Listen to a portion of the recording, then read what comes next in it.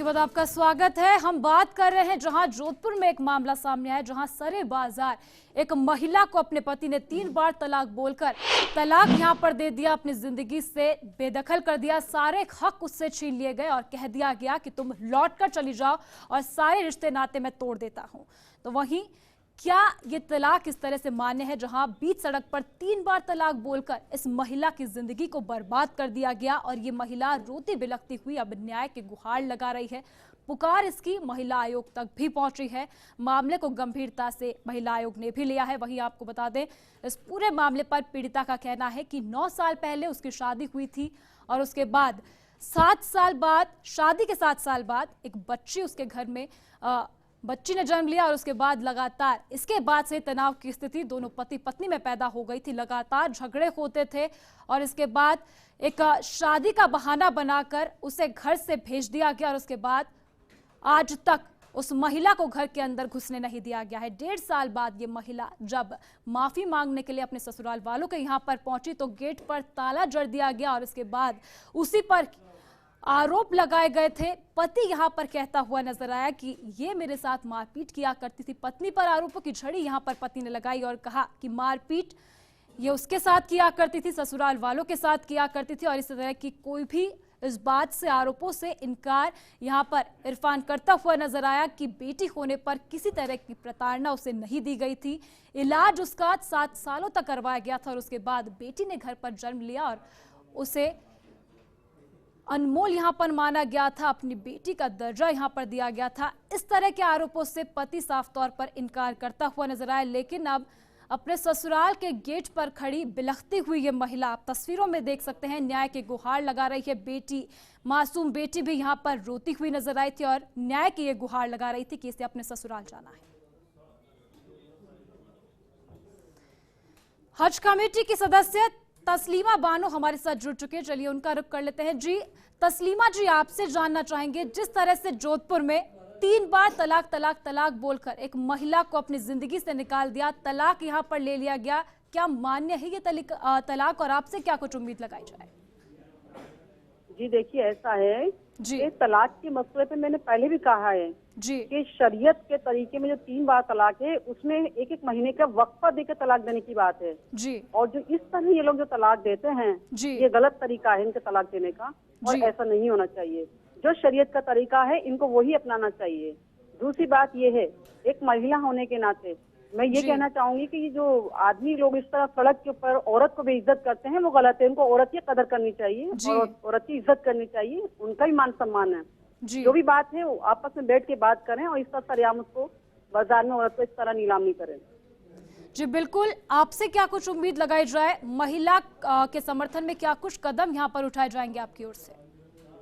देखिए, ऐसा है, ये जो एट ए टाइम जो हमें दिख रहा है वो ये दिख रहा है कि यहाँ पे एक महिला के साथ सरेआम वो बेइज्जती उसने की है। जी, तो ऐसी बेइज्जती नहीं होनी चाहिए जी, और इस मैटर में इन्वॉल्वमेंट होके उनका आपस का क्या मैटर है, जब तक हम उसको नहीं जान लेंगे तब तक तो किसी के बारे में हम कुछ नहीं कह सकते। मैं सिर्फ इतना ही कहना चाहूंगी कि आदमियों को औरत की इज्जत करनी चाहिए और अपना जो भी झगड़ा है वो बैठ के शांतिपूर्वक निपटाना चाहिए। जी और बिल्कुल, तलाक यहाँ तक सुलह बेहतर है। यहाँ 3 पर बार करनी तलाक चाहिए। देकर तलाक नहीं हो सकती, जी, आपको शरीयत के हिसाब से तलाक देना होगा। जी, शुक्रिया तास्लिमा जी हमारे साथ यहाँ पर जुड़ने के लिए। तो हज कमेटी की मेंबर तास्लिमा बानो से हमने बात की, उनका यहाँ पर कहना था कि ये उनका आपसी मामला है, उन्हें सुलझाना चाहिए, लेकिन इस बात का पूरी तरह से तास्लिमा जी विरोध करती हुई नजर आई कि महिलाओं को सरेआम बेइज्जत करना बिल्कुल भी सही नहीं है और ये जो सड़क के बीच में 3 बार तलाक तलाक तलाक बोला गया, महिला का इससे अपमान होता है। वहीं ये भी कहा गया कि ये तलाक देने का सही तरीका नहीं है, इस तरह का तलाक मान्य ही नहीं होता।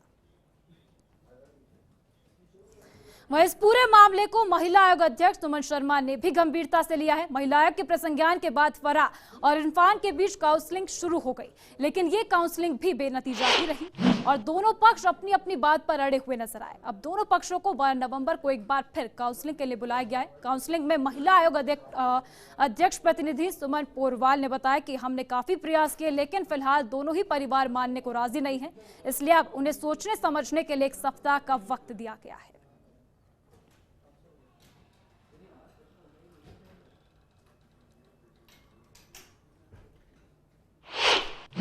3 घंटे से जो काउंसलिंग हुई है उसमें अभी निर्णय पे तो हम कहीं नहीं पहुंच पाए हैं। हाँ, लेकिन दोनों पक्षों को एक सहमति के लिए राजी कर पाए हैं कि ठीक है, अभी कुछ समय दिया है हमने उनको सोचने का कि कहीं ना कहीं कैसे भी करके जो पुरानी बातें हैं, आपसी रंजिश है, जो शब्द एक दूसरे के लिए गलत बोले गए हैं, वो भूल करके नए सिरे से दोनों बच्चों को वापस मिलने का, उनको एक घर बसाने का मौका दिया जाए।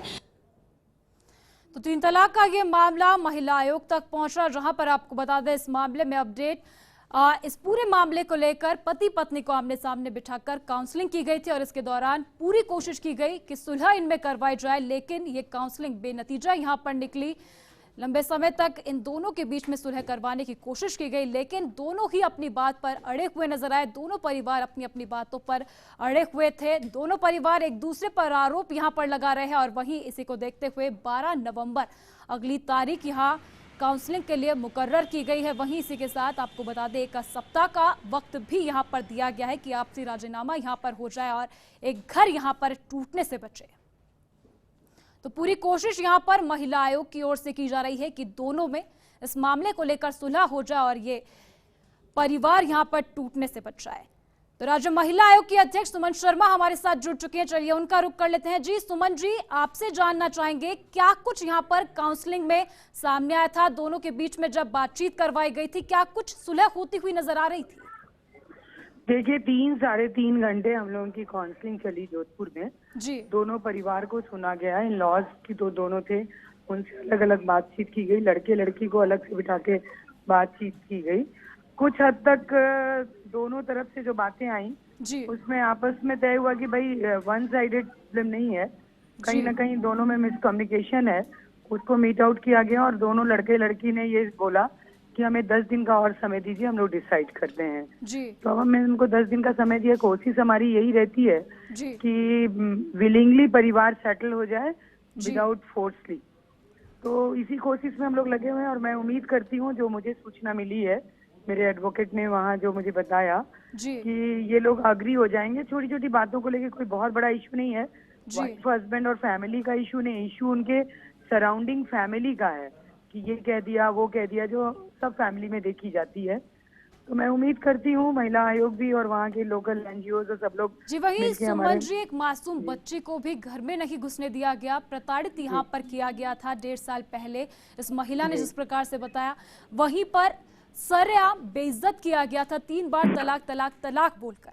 तो इसके लिए क्या कुछ कदम आपकी ओर से थोड़ा सा क्लियर करना चाहूंगी मैं जी कि 2 साल ये बाहर मतलब अलग थे ये लोग। जी। कल ही वो आई थी वहाँ और ये सारी चीजें हुई। वो गुस्से की परिणति आपस में क्या है वो सारी आज की काउंसलिंग के बाद क्लियर हुई हम लोग के सामने जी। इसीलिए मैं अभी चैनल पे नहीं इसको खोलना चाहती जी। तो मैं सोचती हूँ कि 10 दिन का जो समय है उसमें एक दूसरे को समझने की कोशिश करेंगे। मैंने कहा ना कि गलतियां होती है तभी ऐसे परिणाम होते हैं।